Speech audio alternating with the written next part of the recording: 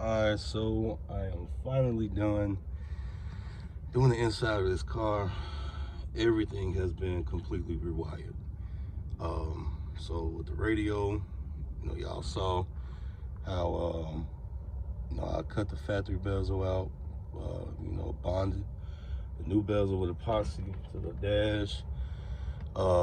Like I said, I had to make this work because whoever did, the install before, as far as how they put the radio in here, they cut almost all of the bottom of this out. So I really couldn't put any epoxy down there. I just lightly put some so it'll hold up. But that's coming behind somebody else's work.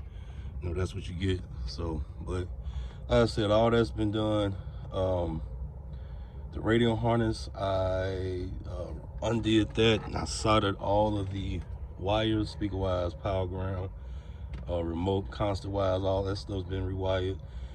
Ran a new set of Stinger directional RCAs to the back for the amps going to the DSP, new remote wire.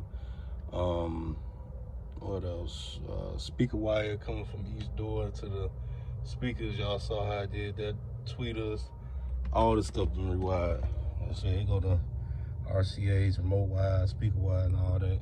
It's all zip tied up, nice and neat, going to the back. So, other thing I did is I put this voltmeter in here. It's by Steve Mead. My first time using this voltmeter, but I will be using this again.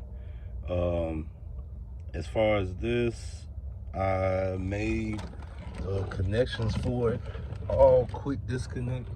So if ever I have to get back in here, pull this dash out for any reason, I can always undo it. So that little bundle in the middle, you can see right here in the middle of this,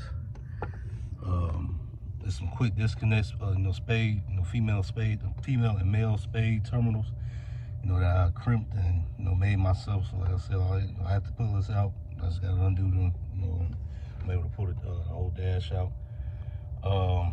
Then, like I said, as you can see, everything is labeled. Everything is nice and neat.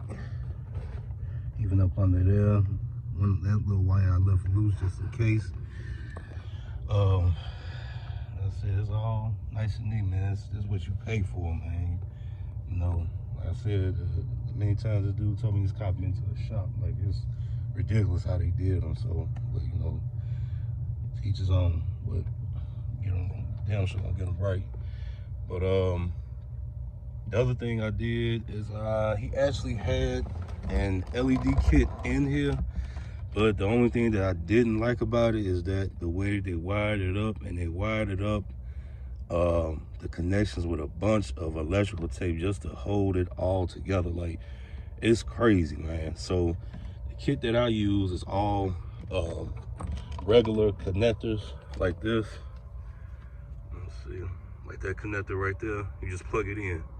There's no wires that you got to actually separate and put them together and all that, and get some tape to hold it together. Like, that stuff was tacky, man. So got that in here.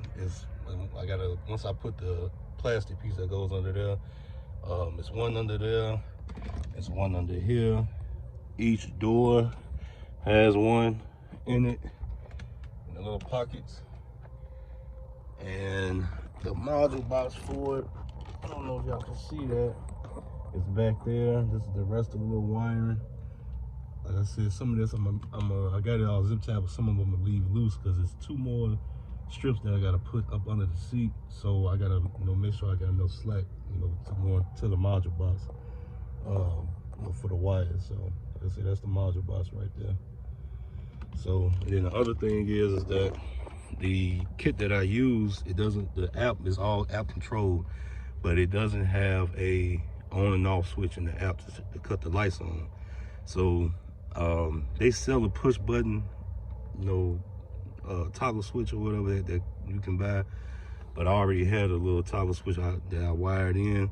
So the power and ground coming from the module box is going to this, and then the actual power, I take that back. The power and ground from the module box, the ground is going to this bracket back here. don't know if y'all can see, but it's a ground wire in between now. It's a wire in between there I got going to that behind that bracket. And the power for the LED kit is going to the painless wiring fuse box. I got the wires ran in on this side right there, and it's going to the constant wire of the fuse box. So if anytime, without him having to cut the car on, he can always cut his light, LED kit on and off. So that's that. So everything went out, all toggle switched. So like I said, man, so when he bought his car to me tonight, even up under the hood, just the whole car, like no way in hell this dude should have, went through none of this. Like I said, man, some of these dudes out here, I ain't gonna say everybody's like that, but some of these guys, they don't care about quality. All they care about is getting paid, man. And I'm not one of them guys. So like I tell everybody that comes to me, you get quality work. There's no ifs, ands, or buts about it. It's nothing to hide. Like I said, all of his wiring, like I said, is all zip tied up. It's labeled. Even going to the back, it's all going through here. All going to the back. Move this out the way. All going to the back. Look at that. All nice and neat. This is how your wiring should look, man. This is what you pay for. So, and then I'm gonna show y'all the other side. And this the other side. Like I said, I got majority of this zip tied up as far as the wires going to the LED box, the module box. So like I said, some of them leave unzip tied, just for enough slack going to the seats. But like I said, even going through the firewall, that just runs a power and ground coming through, speaker wire coming through. Everything is all nice and neat. This is what you pay for, man. So like I said, I hope this dude, he's happy with what I did to his car, because it looked damn good from what it did. So the next thing I will be doing, getting these seats in here, putting these other 3 LED strips in, which shouldn't take that long. And then I'm not gonna put the entire interior back in yet until I get this trunk, the trunk done. So like I said, this is how it looks now, man. That's how it looks. So y'all see.